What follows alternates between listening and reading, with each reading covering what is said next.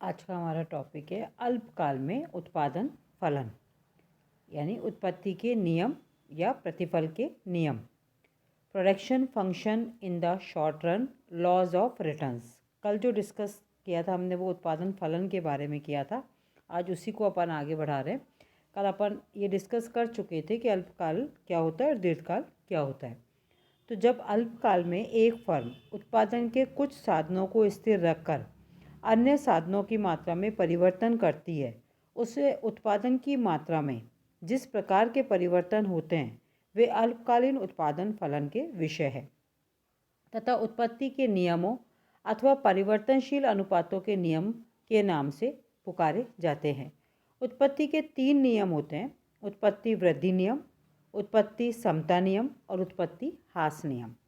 आधुनिक अर्थशास्त्री उत्पत्ति के इन तीनों नियमों के स्थान पर उत्पत्ति का एक ही नियम मानते हैं और उसे परिवर्तनशील अनुपातों के नियम से पुकारते हैं तथा इन तीनों नियमों को इस एक ही नियम की 3 विभिन्न अवस्थाएं मानते हैं। तो पहले हम यहाँ पर अल्पकालीन उत्पादन फलन को परिवर्तनशील अनुपातों के नियम के रूप में देखेंगे और उसके बाद इसे उत्पत्ति के 3 नियमों के रूप में देखेंगे। तो मेन हेडिंग है अपनी परिवर्तनशील अनुपातों का नियम, लॉ ऑफ वेरिएबल प्रोपोर्शनल्स। अल्पकाल में उत्पादन के साधनों को 2 वर्गों में बांटा जाता है: परिवर्तनशील साधन और स्थिर साधन। उत्पादन के परिवर्तनशील साधन वे साधन होते हैं जिनकी मात्रा अल्पकाल में उत्पादन में परिवर्तन करने के लिए परिवर्तित की जा सकती है, जबकि स्थिर साधन वे होते हैं जिनकी मात्रा अल्पकाल में स्थिर अथवा अपरिवर्तित होती है। जब अल्पकाल में उत्पादन के कुछ साधनों को स्थिर रखकर अन्य साधनों की मात्रा में परिवर्तित किया जाता है तो इससे उत्पादन की मात्रा में परिवर्तन उत्पादन के परिवर्तनशील अनुपातों के नियम के अनुसार होता है। परिवर्तनशील अनुपातों के नियम को आधुनिक अर्थशास्त्री एक औद्योगिकी नियम मानते हैं तथा इसे व्यापक रूप में उत्पादन के सभी क्षेत्रों में लागू होना भी मानते हैं। परिवर्तनशील अनुपातों के नियम की परिभाषा विभिन्न अर्थशास्त्रियों ने अपने अपने ढंग से दी। कुछ ने इसे सभी साधनों को स्थिर रखकर किसी एक साधन की मात्रा में परिवर्तन के रूप में देखा, जबकि कुछ ने एक साधन को स्थिर रखकर अन्य सभी साधनों को परिवर्तनशील करके देखा तथा कुछ अर्थशास्त्रियों ने कुछ साधनों को स्थिर और कुछ को परिवर्तनशील मानकर इसका अध्ययन किया, परंतु यह नियम किसी एक अथवा कुछ साधनों को स्थिर रखने पर लागू होता है। डेफिनेशन में पहली डेफिनेशन है बेनहम के अनुसार उत्पादन के साधनों के संयोग में एक साधन का अनुपात जैसे जैसे बढ़ाया जाता है वैसे वैसे एक बिंदु के बाद उस साधन का सीमांत तथा औसत उत्पादन घटता जाता है। सेकेंड डेफिनेशन है श्रीमती जॉन रॉबिन्सन के अनुसार उत्पत्ति के किसी साधन की मात्रा को स्थिर रखकर अन्य साधनों की मात्रा में उत्तरोत्तर वृद्धि करने पर एक निश्चित बिंदु के बाद उत्पादन में घटती दर से वृद्धि होगी। सैमुअलसन के अनुसार स्थिर साधनों की तुलना में कुछ साधनों में वृद्धि करने से उत्पादन में वृद्धि होगी, किंतु एक बिंदु के बाद साधनों की समान वृद्धियों से प्राप्त अतिरिक्त उत्पादन उत्तरोत्तर कम होता जाएगा। अब इन परिभाषाओं से यह स्पष्ट होता है कि उत्पादन के किसी एक साधन को स्थिर रखकर अन्य साधनों में वृद्धि करके अथवा अन्य साधनों को स्थिर रखकर एक साधन में वृद्धि करके अथवा कुछ साधनों को स्थिर रखकर अन्य साधनों में वृद्धि करने पर परिवर्तनशील अनुपातों का नियम लागू होता है। अब इस परिवर्तनशील अनुपातों के नियम को हम एक उदाहरण द्वारा स्पष्ट करते हैं। परिवर्तनशील अनुपातों के नियम को अपन एक उदाहरण मान रहे हैं कि माना एक मोहन नाम का एक व्यक्ति है जिसका एक कारखाना है जिसमें वह 20,000 रुपये की पूंजी को स्थिर रखकर कपड़े का उत्पादन श्रम की मात्रा में परिवर्तन करके बढ़ाता है। 20,000 रुपये की स्थिर पूंजी के साथ श्रम की मात्रा बढ़ाने पर उत्पादन में होने वाली वृद्धि, हमने एक नेक्स्ट टेबल दर्शाई हुई है, वो टेबल मैं आपके सामने शो करती हूँ, उस टेबल में शो हो रही है। तो पहले स्तंभ में श्रम की इकाइयाँ, द्वितीय में कुल उत्पादन दिखाया गया है और स्तंभ 2 में यानी कॉलम 2 में 1 का भाग देकर औसत उत्पादन प्राप्त किया गया है, जिसे कॉलम 3 में दिखाया गया है, और एक श्रमिक बढ़ाने से कुल उत्पादन में जो वृद्धि होती है उसे सीमांत उत्पादन कहते हैं, वो भी हमने दर्शाया हुआ है। तो जो टेबल आपके सामने शो हो रही है उस टेबल में पहले में है हमारे पास परिवर्तनशील साधन यानी लेबर, उसकी इकाइयाँ 1 2 3 4 5 6 7 8, दूसरे में टीपी, तीसरे में एपी और चौथे में एमपी। अब इस तालिका को या टेबल को देखने से हमें साथ समझ में आ रहा है कि प्रारंभ में कुल औसत तथा सीमांत उत्पादन यानी टीपी, एपी और एमपी तीनों बढ़ते हुए हैं और फिर अधिकतम हो जाते हैं और अंत में घटने लगते हैं। कुल उत्पादन श्रम की 7वीं इकाई के प्रयोग करने पर अधिकतम हो जाता है, उसके बाद घटने लगता है, जबकि औसत उत्पादन चौथी इकाई पर अधिकतम हो जाता है, उसके बाद घटने लगता है, और सीमांत उत्पादन तीसरी इकाई पर अधिकतम हो जाता है और फिर घटने लगता है। इससे यह स्पष्ट होता है कि उत्पादन के घटने का बिंदु तीनों के लिए एक नहीं होता।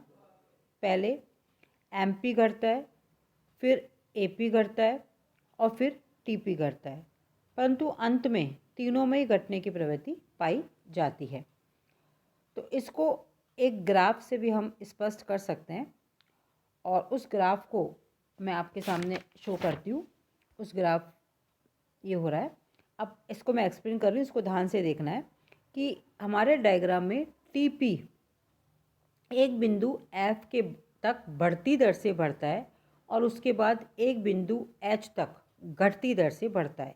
यानी एफ के बाद ये बढ़ता तो है टीपी एच तक, लेकिन घटती दर से बढ़ता है और इसके बाद घटने लगता है।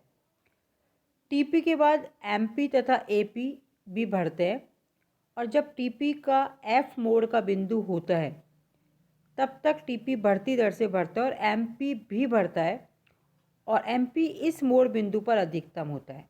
एफ के बाद टीपी बढ़ता है परंतु इसकी वृद्धि दर कम होती है, अर्थात एमपी घटने लगता है परंतु पॉजिटिव होता है। अब एमपी के बिंदु के बाद एमपी के बिंदु पर अधिकतम होता है, उसके बाद घटने लगता है। टीपी एच पर अधिकतम है और एमपी शून्य है।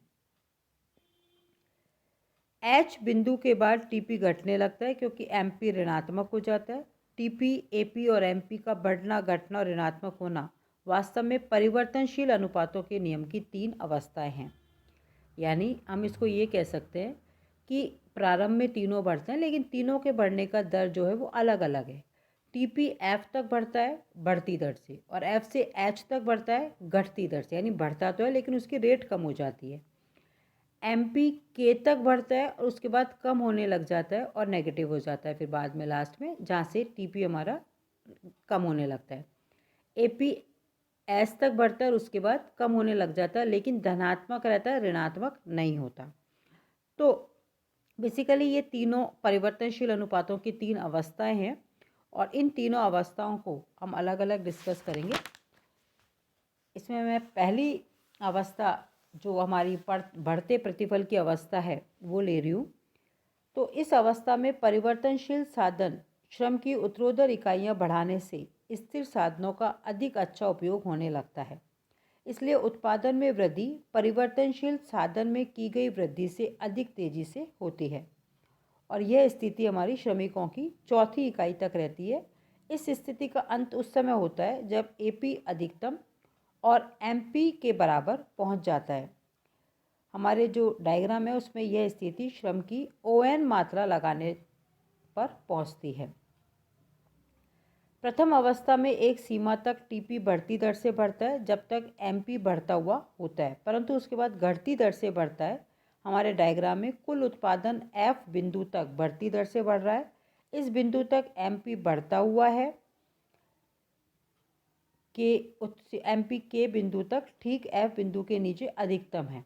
इस बिंदु के बाद एमपी घटने लगता है, कुल उत्पादन भी घटती दर से बढ़ने लगता है। इस प्रथम अवस्था को बढ़ते प्रतिफल की अवस्था कहते हैं।